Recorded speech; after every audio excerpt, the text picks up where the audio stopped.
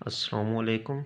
M फरमान करीम। हमारा जो vector and tensor का आज का लेक्चर है BS5 का, उस पे हम लोगों ने कुछ प्रॉब्लम्स करने हैं, यानी कि लाइन पे पहले भी हम लोग कुछ प्रॉब्लम कर चुके हैं। आज भी हम लोग लाइन सरफेस के प्रॉब्लम कर रहे हैं। प्रॉब्लम नंबर 3 है हमारे पास। इफ़ ए की कुछ वैल्यू है, evaluate to A dot D R which C is an ellipse.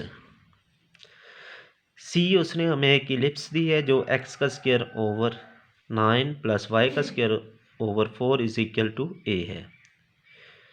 In the X Y plane ट्रांसफर्स in the positive counterclockwise direction, यानी कि जो वो घूम रही है उसकी जो डायरेक्शन है वो क्लॉकवाइज है।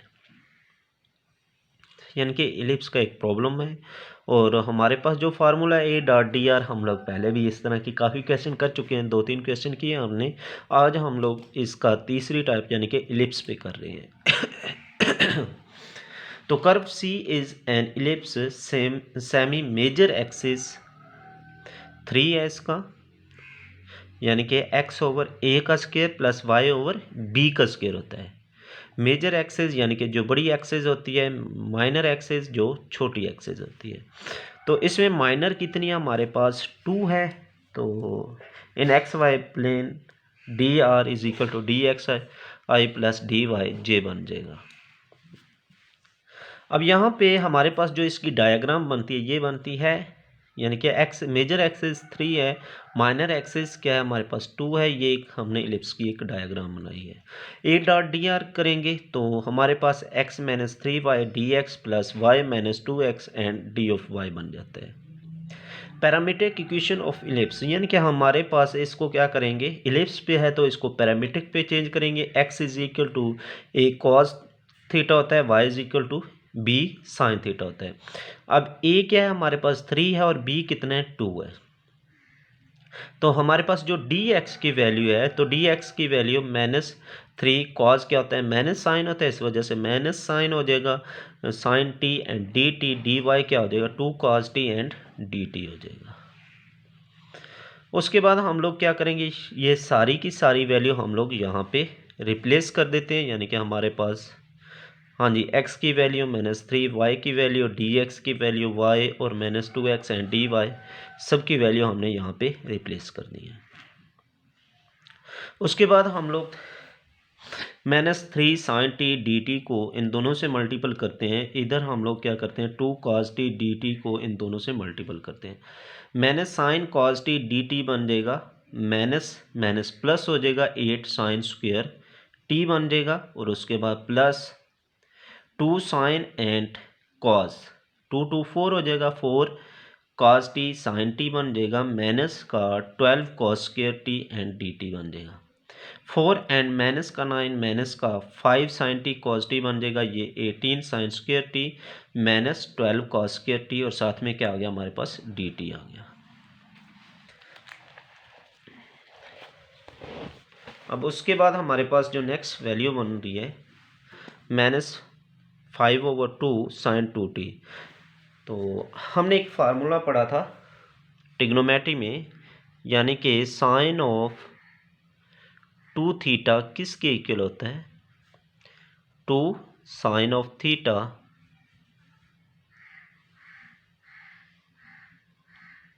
एंड कॉज ऑफ थीटा, ये फार्मूला होता है। हम अब ये हमने क्या किया, ये फार्मूला बना लिया -5/2 यानी कि 2 से मल्टीप्लाई और डिवाइड करके साइन 2t बन गया +9। अब ये हाफ एंगल का फार्मूला यूज़ हुआ है, यानी कि ट्रिग्नोमेट्री में जो हमारे पास हाफ एंगल का फार्मूला होता है ये वाला वो यूज़ हुआ है, और ये भी हाफ एंगल का फार्मूला यूज़ हुआ है। ये दोनों हाफ एंगल के फार्मूले हमारे पास। तो अब यहाँ पे हम लोग क्या करेंगे, इसकी इंटीग्रेशन करते हैं। तो 5 ओवर साइन 2t का क्या होता है माइनस काज 2t, माइनस माइनस प्लस हो जाएगा, काज 2t ओवर 2 आ जाएगा, इसलिए ये 4 बन जाएगा +9।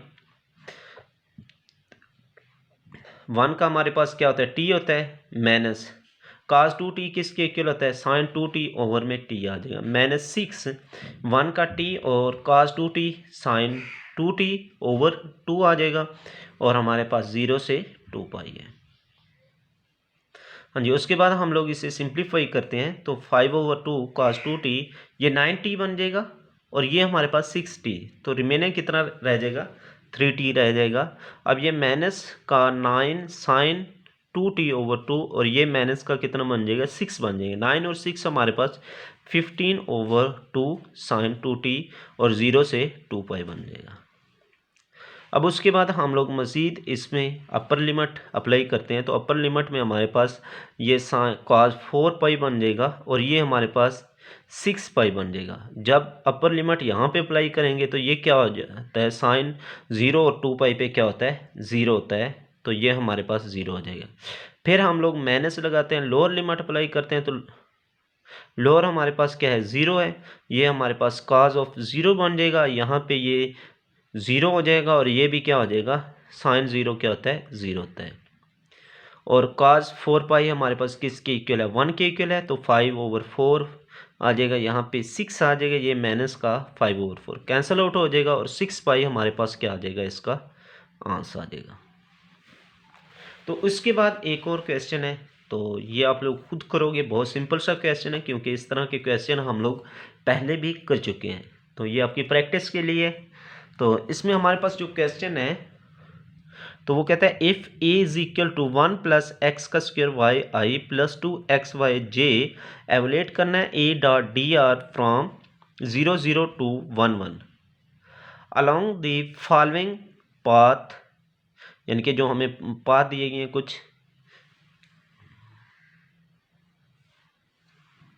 स्ट्रेट लाइन फ्रॉम 0 to 1 1, यानी कि एक पहला जो पाथ है वो कहता है 0 से 1 1 पे है। दूसरा पाथ क्या है हमारे पास C1 जो 0 से 1 0 यानी कि x एक्सिस पे जा रहा है, एंड देन फिर क्या हो जाता है ये C2 है जो ये वहाँ से 1 0 से 1 1 y एक्सिस पे हो जाता है। इस तरह से जो तीसरा पाथ है ये लाइन सेगमेंट C1 यानी कि इसकी भी दो सेगमेंट हैं, जो पहली है वो 0 0 से 0 1 पे जा रही है और दूसरी कहाँ पे जा रही है देन लाइन सेगमेंट, यानी कि ये नीचे एक डायग्राम बनाई हुई है, तो ये सारे यही पाथ बनते हैं। यानी कि ये जो पहला में पूछ रहा है वो कहता है लाइन सेगमेंट डायरेक्ट जा रही है 0 0 से 1 1, यानी कि ये जा रही है स्ट्रेट है 0 0 से 1 1।